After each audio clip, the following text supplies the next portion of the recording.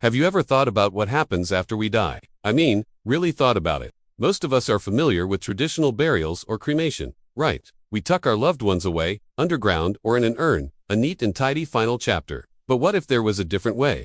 A way that confronts our mortality head-on, in a manner that's both unsettling and profoundly beautiful. Today, I want to talk about a place that's completely rewriting the script on how we say goodbye.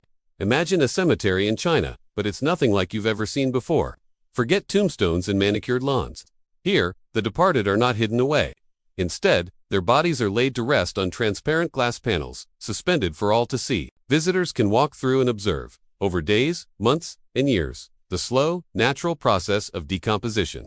They can witness firsthand how a human body returns to the earth, element by element, becoming part of the cycle of nature once more.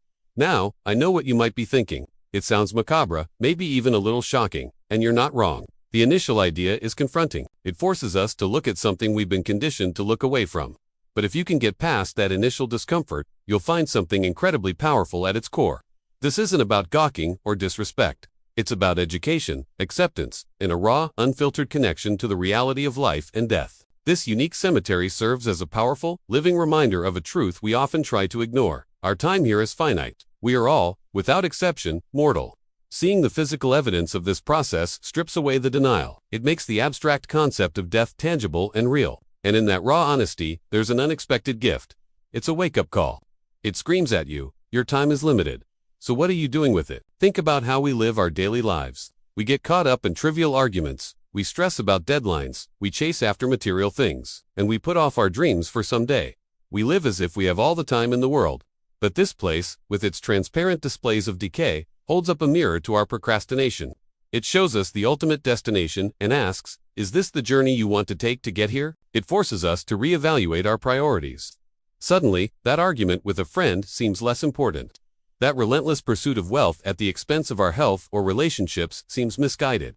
The fear of failure that's been holding us back from starting a new project or telling someone how we feel seems so small in the grand scheme of things. When you are viscerally confronted with the endpoint, the path you're on becomes crystal clear. This concept reminds me of the ancient Stoic practice of Memento Mori. Remember, you will die.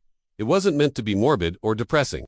On the contrary, it was a tool for living a more vibrant, meaningful, and virtuous life. By keeping death in mind, the Stoics believed we could appreciate life more fully. We would be less likely to waste our precious moments on things that don't matter. This cemetery is a modern architectural embodiment of that very philosophy. It challenges our cultural tendency to sanitize death, to pretend it doesn't happen. We use euphemisms like passed away or resting in peace.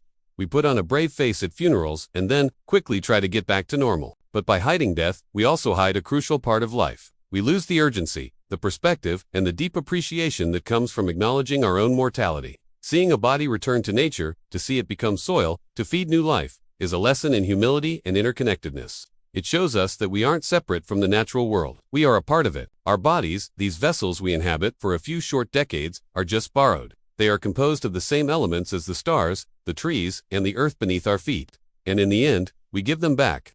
There's a certain peace in that, isn't there? A sense of belonging to something much larger than ourselves. This concept encourages us to think about our legacy. Not just in terms of money or possessions, but in terms of the impact we have on the world and the people around us. If our physical bodies will inevitably fade away, then what is it that truly lasts? It's our actions. The kindness we show, the knowledge we share, the love we give, the art we create. These are the things that ripple out and continue to exist long after we are gone. When you know your time is a limited resource, you start to spend it more wisely. You invest it in relationships. You take the trip, you write the book, you learn the instrument. You tell your family you love them, every single day. You live honestly and authentically, not according to someone else's expectations, but according to your own values. This powerful reminder pushes us to leave something valuable behind. It could be a great work of art, a scientific discovery, or a thriving business that helps people, but it can also be something much simpler.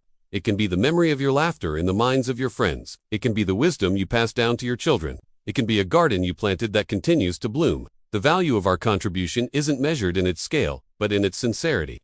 So, while the image of this cemetery might be jarring at first, its message is one of profound hope and empowerment. It's a call to action, a call to live with intention, with courage, and with love. It's a reminder to stop sweating the small stuff and to focus on what truly enriches our existence. It asks us to live a life that when we finally reach our own transparent glass panel, we can look back on without regret. Let this idea sink in.